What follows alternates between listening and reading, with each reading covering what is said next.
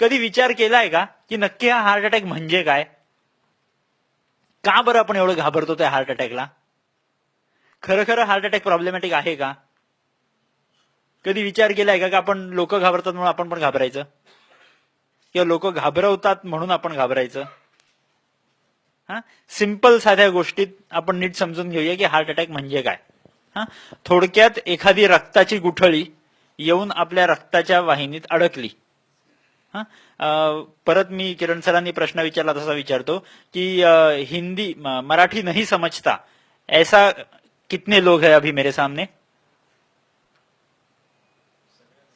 अच्छा, good one. म्हणजे किरण सरांनी बरीच मेहनत केली हिंदीत मध्ये बोलायची.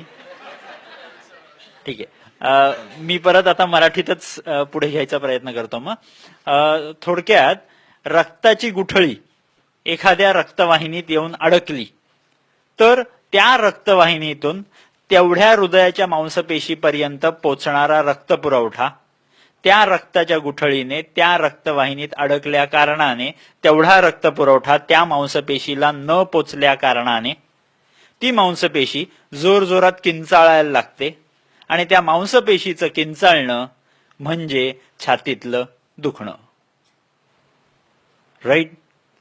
म्हणजे थोडक्यात रक्ताची गुठळी रक्ताच्या वाहिनीत अडकली की रक्ताच्या वाहिनीतून रक्तपुरवठा त्या मांसपेशीपर्यंत पुढे पोचू शकत नाही. त्या मांसपेशीपर्यंत रक्तपुरवठा पोचू शकला नाही की ती मांसपेशी जोरजोरात किंचाळायला लागते. And cry of a dying heart muscle is called as angina, म्हणजे छातीतलं दुखणं. फाईन.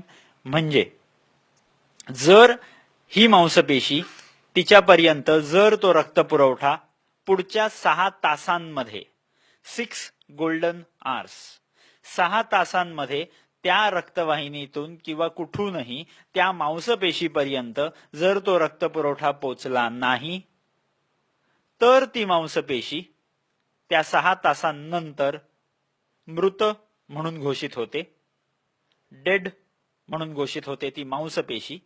आणि हा 6 तासांचा पूर्ण जो जर्नी आहे की रक्ताची गुठळी बनण्यापासून अडकेपर्यंत आणि मांसपेशी मृत ठरेपर्यंत, हे जे 6 तासाचा जो पूर्ण अंतर आहे, या 6 तासांच्या पूर्ण जर्नीला आपण म्हणतो हार्ट अटॅक. Okay, right? हे सांगताना मी कुठेतरी ब्लॉकेजचं नाव घेतलं का?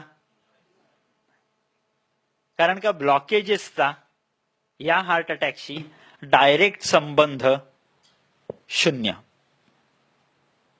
ब्लॉकेजेस डायरेक्ट हार्ट अटॅक आणत नाहीत. जोपर्यंत रक्ताची गुठळी माझ्या शरीरात निर्माण होत नाही तोपर्यंत मला हार्ट अटॅक येऊ शकत नाही. रक्ताची गुठळी आणि चरबीची गुठळी. चरबीची गुठळी म्हणजे ब्लॉकेज, रक्ताची गुठळी म्हणजे थ्रॉम्बस. या दोघांमध्ये जमीन आसमानाचा फरक आहे. फरक काय तर चरबीची गुठळी आपल्या शरीरात निर्माण व्हायला वेळ किती लागतो तर कमीत कमी 4 ते 6 वर्ष. रक्ताची गुठळी आपल्या शरीरात निर्माण व्हायला वेळ किती लागतो तर 4 ते 6 सेकंद.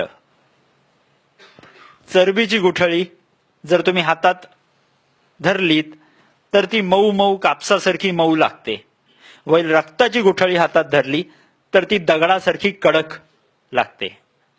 चरबीची गुठळी स्वतःहून रक्तपुरवठा कधीही अडवत नाही. रक्ताची गुठळी रक्तपुरवठा अडकवल्याशिवाय दुसरं काही करत नाही.